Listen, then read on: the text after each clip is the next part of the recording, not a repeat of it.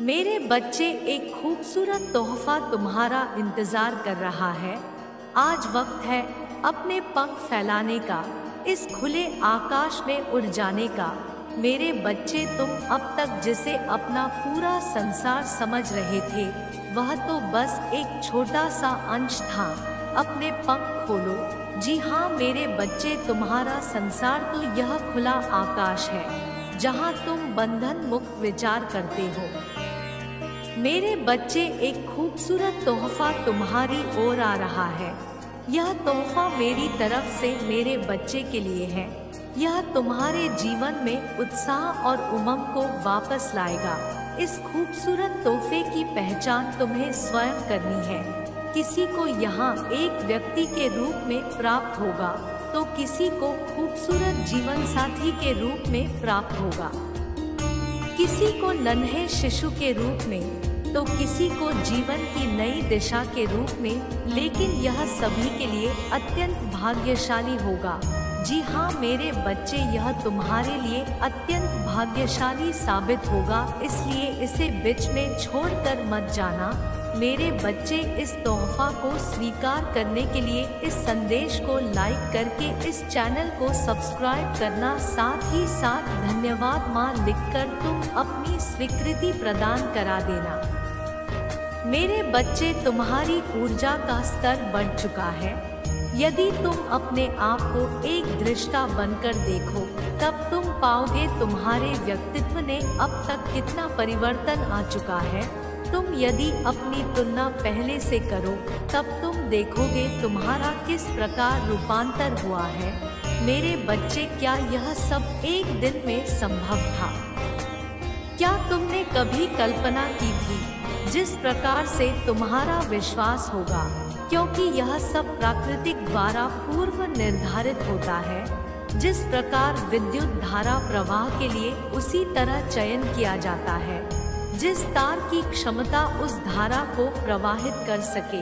यदि कम क्षमता की धार में अधिक धारा प्रवाहित कर दी गई, तो वह ध्वस्त हो जाएगी। ठीक इसी प्रकार व्यक्ति के शरीर में ऊर्जा का प्रभाव होता है। जी हाँ मेरे बच्चे, जैसे जैसे तुम्हारी क्षमता में विकास होता है, वैसे वैसे तुम्हारे शरीर की ऊर्जा बढ़ती है, जो लगातार अपने हृदय में आध्यात्मिक अग्नि को प्रज्वलित करते हैं।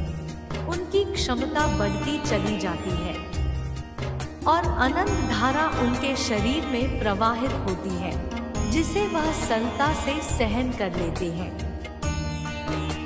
मेरे बच्चे, तुम्हें मुझ पर विश्वास है तो मेरा भाग्यशाली अंक 1111 लिखकर इस संदेश को किसी 2 व्यक्ति को शेयर करके अपना स्वीकृति प्रदान करा देना।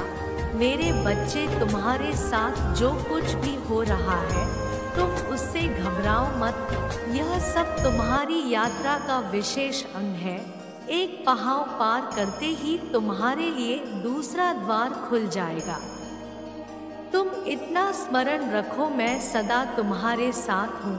तुम्हारा आहित कदापि नहीं होगा। जिस प्रकार भक्त अपनी ईश्वर को परीक्षा देता है, उसी प्रकार सच्चे भक्तों के लिए ईश्वर को भी परीक्षा देनी होती है। जब भी तुम्हें ऐसा लगे अब कुछ भी नहीं बचा, तो तुम मुझे पुकार लेना, तब तुम्हें ज्ञात होगा मैं सदा तुम्हारे साथ खड़ी थी।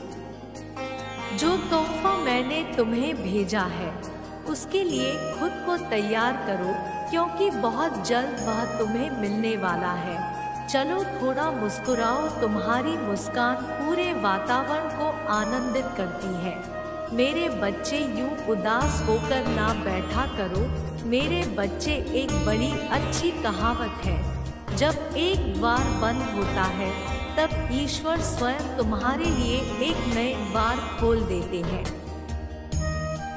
कुछ मनुष्य ऐसे होते हैं जो अनुभव करते हैं, हमारे साथ तो ऐसा नहीं हुआ, हमारे लिए तो कोई नया द्वार नहीं खुला है, कोई भी नया द्वार हमें नहीं मिला है।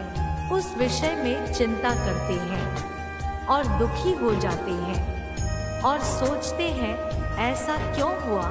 किंतु नया द्वार खुलता अवश्य है, किंतु जो पुराना बंद द्वार है उसी के समक्ष दुखी होकर बैठ जाते हैं। कुछ इस प्रकार बैठ जाते हैं कि नए द्वार पर उनकी दृष्टि पड़ती ही नहीं है। मेरे बच्चे, मैं बस यही कहना चाहती हूँ कि तुम्हारे जीवन के नए स्तर पर ले जाने के लिए मेरी शक्तियाँ तुम्हारी ओर बढ़ रही हैं। वह अदृश्य शक्ति है जो तुम तक पहुँचने वाली है, जो एक पल में तुम्हें ऐसी सूचना देगी कि तुम झूम उठोगे। मेरे बच्चे, यह तुम्हारी परीक्षा का फल है जो खुशी बनकर तुम्हारे घर में शीघ्र प्रवेश करेगी, जिसके कारण कार्य क्षेत्र में तुम्हारी पदोन्नति होगी। तुम्हारे आसपास के लोग तुमसे अत्यधिक प्रभावित होंगे। मेरे बच्चे, इस आशीर्वाद को प्राप्त करने के लिए तैयार हो तो हाँ लिखकर इस चैनल को सब्सक्राइब करना। मेरे बच्चे, तुम्हारे माता पिता तुम पर गर्व करेंगे, क्योंकि तुम उन्हें वह देने वाले हो जो किसी ने किसी को अब तक नहीं दिया। किसी भी व्यक्ति के जीवन में चमत्कार तब प्रारंभ होते हैं जब वह उनके होने की सबसे कम आस रखता है। तुम्हारे जीवन का वहीं से निर्माण प्रारंभ होगा, जब चारों तरफ से चमत्कार की वर्षा होगी। ज्ञान का प्रकाश तुम्हारे लिए नई द्वार खोलेगा, जहां तुम संसार एक को आध्यात्मिक ज्ञान के बीच खड़े होगे और संसार में रहते हुए भी ईश्वर प्रेमी बनकर सब कुछ प्राप्त करोगे। मेरे बच्चे, बहुत जल्द तुम्हें ऐसी सूचना मिलेगी जो तुम्हारे पूरे घर को खुशियों से भर देगी।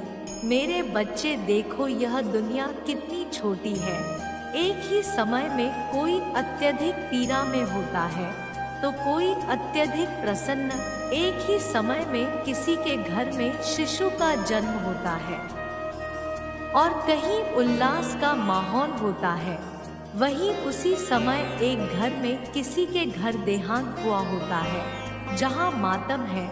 दोनों घरों में होने वाली घटनाएं मैं देख रही हूँ, पर मुझे ना कोई प्रसन्नता है ना ही कोई दुख, क्योंकि जिसने जन्म लिया है वह अपनी एक नई यात्रा पर आया है, जहां उसे कई अध्याय जीवन रूप में सीखने हैं।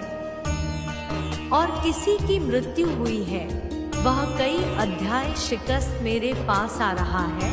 यह चक्र तो तब तक चलता रहेगा जब तक वह आत्मा जीवन के साथ अध्याय पूर्ण रूप से ग्रहण ना कर ले। इसी प्रकार जब तुम्हारे जीवन में कोई लाभ होता है अथवा हानि होता है तो तुम्हें एक समान व्यवहार करना चाहिए। किसी भी स्थिति में अत्यधिक प्रसन्न या अत्यधिक दुखी नहीं होना चाहिए, क्योंकि दोनों ही तुम्हारे जीवन का महत्वपूर्ण अंग है।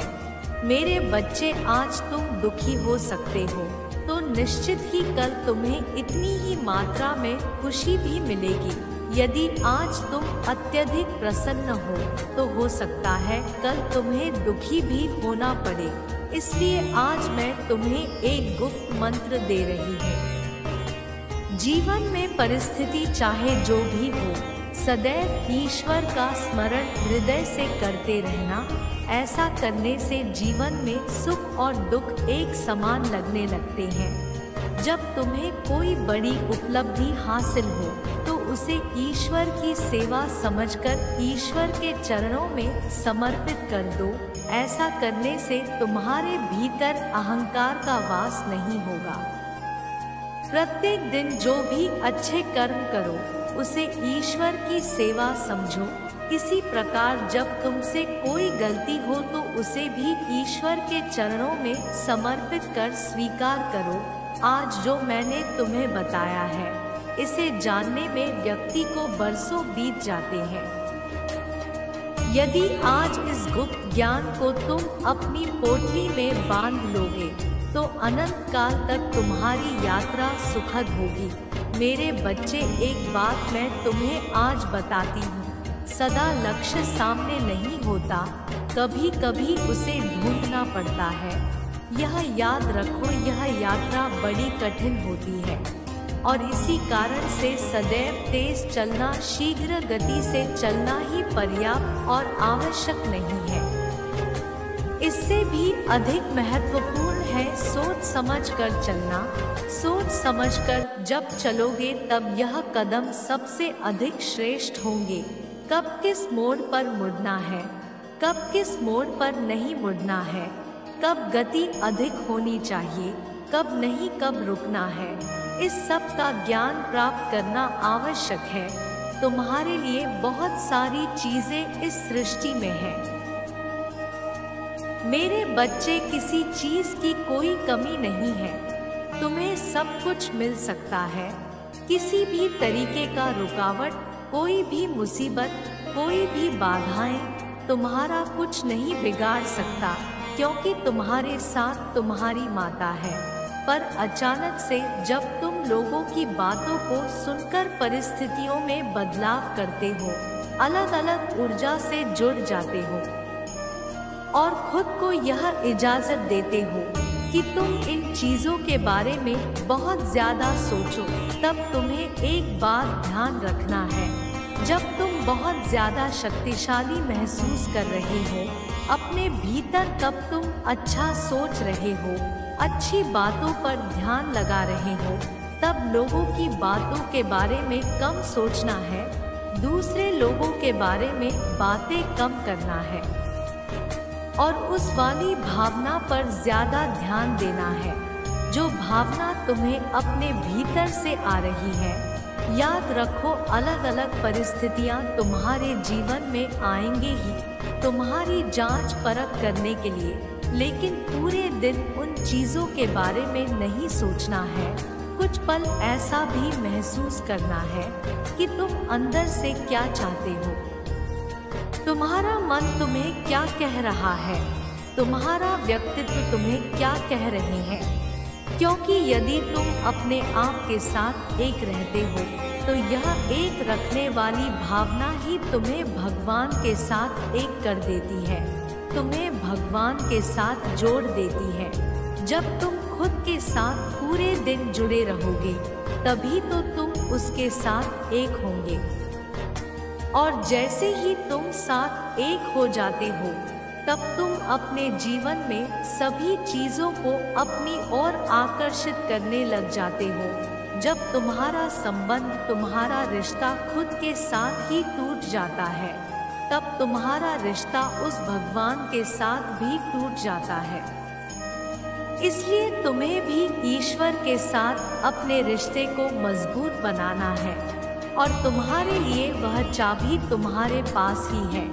तुम्हें बस बाहर की चीजों की तरफ ध्यान नहीं देना है, तुम्हें केवल खुद के ऊपर ध्यान देना है और अपनी हर एक चीज को अपने जीवन में बहुत ही आसानी से आकर्षित करना है।